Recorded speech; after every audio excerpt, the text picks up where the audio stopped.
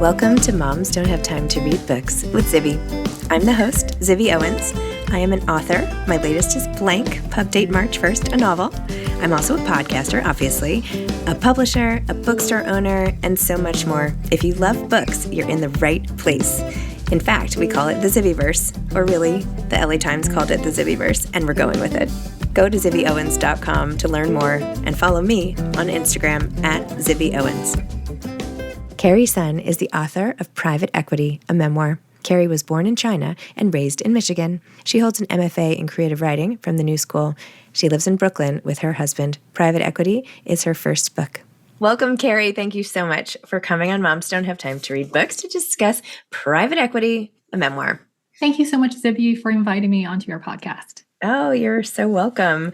I found your story to be so interesting. You do a real deep dive into what this particular job and culture was like, but you wove in so much with your own family and your own sort of vices that get in your way and health. And well, maybe you should you summarize the book for everybody else. I was getting ahead of myself here. Go ahead. Yes. Carrie, what is your book about? Yeah, it has all those various different threads that I hopefully have woven together into one complete book. I see my book as fundamentally a story about self-discovery and about the detours that we might take in our lives along the way to finally be where we want to be. And for me in particular, I wrote about my long kind of career detour to rediscover. I think this isn't giving anything away because at the end of the book, I'm rediscovering my love of writing, which is what I've always wanted to be since I was a very little girl. And in that sense, it's especially meaningful and special to me that I'm speaking to you about this journey, because as I've read from your background, you also went to business school. You know, I was at Wharton. I ended up dropping out, but it was all in service of trying to discover who I wanted to be. And it took me decades actually to rediscover my love of writing. And so, but before I get there, the book is primarily about my journey on this detour, which I was living in Michigan at the time, and I was in a relationship that I wasn't sure that I wanted to be in. And I was feeling very adrift and lost. And I was just looking for a way out of that. I was in college. I had majored in math and finance, and I never really had the time to take classes in, for example, writing, literature that I really wanted to take. I just didn't have room in my schedule to take it. So after I dropped out of business school, I ended up taking classes in the humanities that I loved, like philosophy, English literature, writing, creative writing. And I fell in love with it. It was a way for me to find myself. I wanted the time and space to discover myself, because I had been on this path of like, go, go, go, because of my childhood, my immigrant parental background, as well as, my college years. And so, but I don't come from money or means. So I really needed time and space and a way to afford my life to be able to discover myself. And so financial independence and stability has always been really important to me.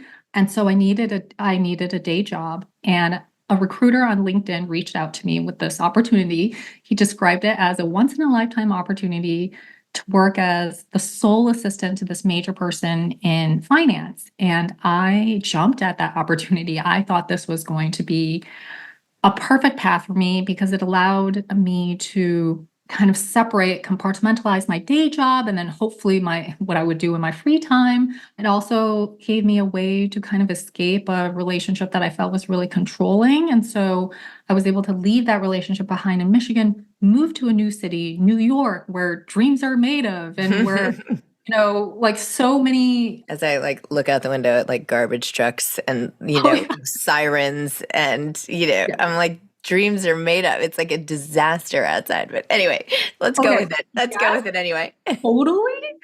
And, part of my story is having that hope and perfect illusion of what this life in New York would be like. And I felt so free, and I, could be this young person. I thought I was living I felt so free to be able to take advantage of this opportunity. But even like you say, the garbage trucks and this, the smelly trash, in New York during the summer on the sidewalks, there's kind of a gritty side to all of this glamour.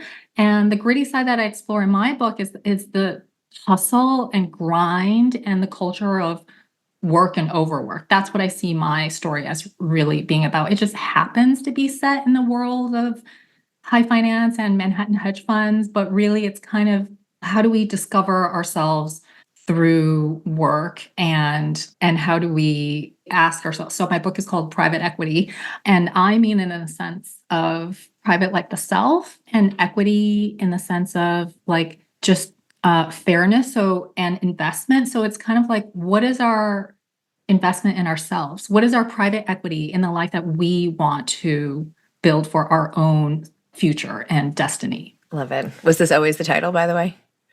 I didn't have a title for a very long time. Precisely, exactly as you noticed, my book has so many different strands, and I just wasn't sure exactly how to sum it up entirely. But then, my publishing team and I, threw around so many titles. And when we thought of this, it was just like so perfect because it captured that world, but also it means so much more, Yep. No, it's great. It's a great title. It's a great cover. I mean, the whole thing. Well, so I think, if you'd like my opinion on what you're, the thing that I think it's like a coming of age through work. And I think it's I think it's one of those cautionary tales where we see you physically bearing the brunt of the emotional effects of the lack of balance in your life. So, your ankle, and how is your ankle, by the way? That sounded horrific when you finally got that diagnosis. I was like, oh my gosh, like I knew she hurt her ankle, but geez, it's like ligaments and this and that. And I was like, there are like 5 different things going on with your ankle. Are you okay? Yeah. Can you walk? I can walk. I am able to, after that, I kind of just stopped running for various reasons. I love to go on walks, so that's okay. I still have the skin scars from that first treadmill fall. Oh They're my gosh. very deep. And yes, my body is actually physically bearing the brunt of my inability to balance these extremes, right? So I think what I'm seeing among my friends, and I think most of America, like, it's not that we don't want to work hard. I know everyone I know really wants to work hard, and they just want their work to both mean something and to be able to integrate wholly into this life that they want to build, And I think many of us struggle with how easy it is for work to end up just taking over our lives and consuming everything. And I don't struggle with that at all. I have such a good balance. Actually, what I was thinking as you were just talking, not only was your life not in balance, you literally, like, you fell twice, essentially. You slipped and then you fell. It literally was off balance. Like it was like you were off the axis of the world. And by the way, that happened to me, and I fell off a step mill when my life was out of control also. And I have a scar that's like, 2 inches long on my right. I feel like I shouldn't say this. Like, now someone can impersonate me or something. Do you know about Zibby's secret scar on her front right? I can't even remember the name of my leg. The bottom part of the leg. Anyway, whatever. It does shin? There it is. Shin. Anyway, yeah. I'm so sorry to hear that. But no, yes, it's a perfect metaphor, actually. And I just I couldn't even believe it. As you say, of course, you are such an astute reader to notice that. Is, I didn't put this line in the book, but like when I fell off the treadmill, because the treadmill has been such a symbol of kind of the just pushing, the pounding, the like effort for many things, work, capitalism, like everything, like including like, chasing validation from your parents, just all these things. And so when I fell off the treadmill, I certainly was so hurt. And, even though I told everyone at the office I'm fine, but I actually had this thought that God push me off the treadmill like this. Like, I'm not religious, so there's just like, no, I get it. I get those universe. I was like, this is the universe giving me a sign to get off the treadmill. Yep. And what do? I get right back on, and so I don't learn that lesson. You do, though. It just takes a bit. It took a long time. Yeah. You don't always act on the lessons you learn. They like sink in, and sometimes it takes a little bit to actually inspire action. Yes, because I think you're totally right. Some of those pivotal moments, both in my life that I show in the book, it takes me a while to actually absorb and kind of Mhm. make into action what I want to do. Like, for example, I knew that the relationship I had in the book was fairly toxic and I wanted to leave, but it was still a back and forth for a very long time for me to come to terms with a final decision, and Yeah. it's the same thing about the burnout I had in this job as the assistant, because there were so many parts of the job that I did enjoy, and it was beyond the glamour, the perks, the pay, the raises. It was just I was surrounded by people who worked really hard, who wanted to be the best, and Mhm. that is such I think that's such a real thing that I think many people still want to be a part of, and I was inspired by that world, and actually it's because I was inspired by so many people who were pushing themselves to be the best version of what they wanted to be in their career, which was more on the financial investment side. I realized, I want to do that, but I actually want to do my own thing in a different field, so Yeah. This is like when I went to business school and I realized there were people who were like legitimately obsessed with marketing. And I'm like, no, I like marketing and I'm happy to keep working in marketing, and marketing is part of everything. But like, I'm not obsessed with marketing. Like, I'm obsessed with writing. Like, I love everything about the literary world. Like, wait. Am I supposed to be obsessed with marketing? yes, exactly. So, Yeah.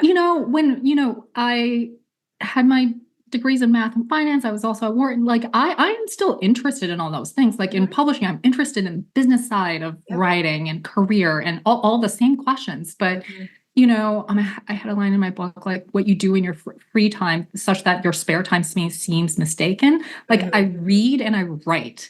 Yep. And I also plan. I love planning. I'm a planner. I'm a scheduler. And so, it's like, how can I make those things that I do in my free time work for me? And Yeah. it just took a while. And I needed a day job to be able to get there where now I can be full time. But it's because I put in those years where I was Yep. able to really question myself. And, yes, there are people who are totally obsessed with things like marketing. And I really know, having worked out, like literally obsessed with, Mhm. financial documents. And that's great. That's great for them. And I Yeah. could see their love of that. And I'm like, but I love stories. I love stories. I love characters. I love people. And it's okay. I don't love numbers as much. I didn't know You know, that until, yeah. it's just hard when we're so smart and can do everything well. It's just really tough. I just, I don't, but I'm yes, just kidding. I'm just kidding. But you can have lots of interests and it's okay. You can have lots and lots of exactly. interests. Exactly. And in my book, I really want to raise the question of just this idea that, initially it can sometimes sound like a cliche of just like finding out your own path and doing things your own way. But Mhm. I think that sometimes what I want to focus on is how sometimes what to other people might look like going backwards is actually you just doing it your own way. Mhm. So, I was actually on the investment side right after college, and then for actually about a year I was a portfolio manager. I got into business school, like I was on this like financial track, and then I quit. And then when I quit, I was kind of, I mean, I was technically unemployed, but I was taking classes, I was, doing all these things. And so I got a lot of questioning, like, are Yeah. you really going to give up your career to kind of go backwards? And Mhm. then when I was taking those classes in the humanities, I was like 20, I dropped out of business school at 26. So I was 26, 27, 28 when my classmates were in their like 20. So I was kind of going backwards. I was 28, my classmates were 20 when I was taking these classes. I went from making, a paycheck that is commensurate with being in finance to no paycheck, and living off my savings. So in some senses, I was going backward to the outside world, but for me, Mhm. I was moving closer to the thing I wanted to do. It just kind of looked like not, and so I yeah. feel like, and tell me how you feel about this, but I feel like there's a piece of you that feels some sort of shame that like you couldn't hack it in that culture, or like that you feel a little guilty leaving Boone when you told him you would be there forever. Like, I feel like you haven't quite 100% come to terms with your decision, even though you know it's the right one. I feel like you still have some lingering feelings about it. Am I wrong?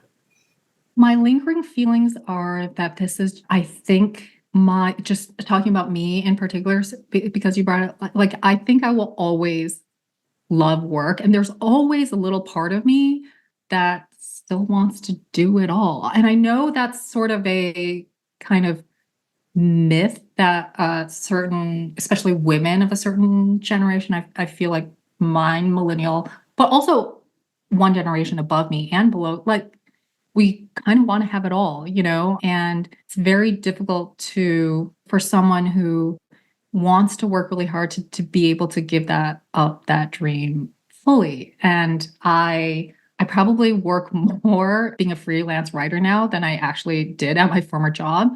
But the difference is, I think the main difference is that I get to have time control over my day. And so that gives me a feeling of agency that I was never able to cultivate in the role that I was in previously. Well, and I'm curious why you saved this piece of your story for the very, very end.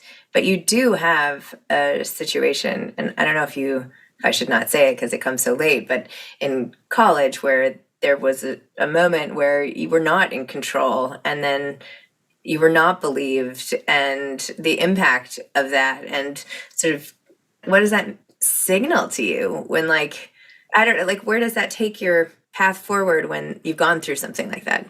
That's a great question. And I think, yes, it comes late in the book, but I'll just mention, because I think it will just be out there, is that I was sexually assaulted my first semester in college. And just, I really believe in such a traumatic moment, there is not one right way to respond or interpret it. And for me, while the assault was extremely bad, the institutional response for me was much, much, much worse. And ultimately, I decided, this is in 2003, I decided to, I just mentioned that because it was well before Me Too. I, really felt so low, and that this is my first semester of college. I'm 18, and I decided to go forward with filing a Title IX report because I really felt it was the right thing to do. I knew I was up against a lot, just like me versus the institution, but nevertheless, I want to try to be heard, even though ultimately I was not heard. And that experience was so traumatizing that I didn't realize the trauma at the time. I just told myself I would never, ever spend one additional second thinking about it, because of that experience, I received incompletes. I really felt like it really just ruined my college experience that I worked so hard to get into. My parents really sacrificed so much to pay for, and it just was really kind of ruined in the, first couple months at college. And so I was determined to not let that experience both define who I am and also influence the rest of my career. And so I considered dropping out of college, or certainly MIT, but I was like, why should I have to be the person to drop out and change my life when someone else committed this, what I believe is a crime? And so I was determined to finish my degree and not let that just kind of ruin my career. And so instead of having that experience slow me down, I really tried to speed up. And I graduated MIT in 3 years. And, everyone used to say to me, like, oh, you must be so smart. You must be so ambitious. And it's like, well, no, I was just trying to get out of hell. I was trying to escape this hell situation at school in which, socially it was very difficult because both men and women judged me a lot for reporting what I did. But I had friends come up to me, both explicitly, actually, and also, friends of friends who would whisper to me that the same thing happened to them and they did not report it because they saw what happened to me. So once again, I'm a cautionary tale, as you said. So my book is a cautionary tale about how easy it is to have our work life be out of balance. And that sexual assault story, unfortunately, is also a cautionary tale about what can happen in an institute when you try to speak up in an institution. And the reason why I included it at the very end is it is just simply true that that experience is so not front of mind for me, partly because for me to recover from that trauma, I had to completely block it out of my mind, such that like when the first time I thought about it again in decades, I actually couldn't remember the person's name at all. And so it just wasn't front of mind. But then, part of my book, there's this whole question of speaking up. When do you speak up for yourself? And it just made me think of the moments where I tried to speak up for myself when I was in pain, hurt, trying to do the right thing, when I was just so overwhelmed that I had no other avenue except to speak up to who I thought was in power. And so in my sexual assault case, it was at MIT, the institution that I would report it to. And in the job I write about in the book is my boss, who is the owner of that hedge fund. And, I would say that the institutional response in both cases was in some ways trying to do the right thing. So I won't say it's like all good or bad. I don't believe in these like just so clearly delineated markers, but nevertheless, I felt eaten up and used by the institution and ultimately not heard, disregarded, and it was painful. And so, yeah. I'm so sorry. Because you keep trying to speak up, which is what we're all told to do. Yeah. Like you just keep doing it. And then even Boone was like, why didn't you say something? And you show us the many times that you say something. And we're like, well, what on earth? What is he talking about? Yes. Why is nobody hearing you? It's like it must make you feel like you're going crazy. Like honestly. Yes. I actually felt I had so much. Another cautionary tale moment, and I hope other readers might sense, is just the cycle of self-blame. I blame myself so much for not being able to cut it, for like maybe I should have spoken up more. And it's like, no, actually, I spoke up in many different instances, both in terms of small situations and large. Like the example we were talking about at MIT, I reported that to my superiors, which are my resident advisors, within the hour, and that was not enough speaking up, as it were. And so, well, and at first she was like, "Are you sure?" Didn't she say, "Are you sure that happened?" Are you sure that happened to you? And yeah, like what on earth? What kind of question is that? yeah, it's like it just happened minutes ago. So yes, it just happened. And so it reminded me of, when I was speaking up to my boss in the book, Boone, and I told him I was burnt out, and he told me I was overwhelmed, burnt out, emotionally just totally exhausted, physically exhausted as well. I was having, major physical issues. And he tells me, but you look great to me. And it's like, okay, I feel like he's trying to tell me my reality that is not my truth, And so he also told you should just take a break for 15 minutes and you'd be fine. Yeah, exactly. I'm like, okay, thanks, dude. Yeah, exactly.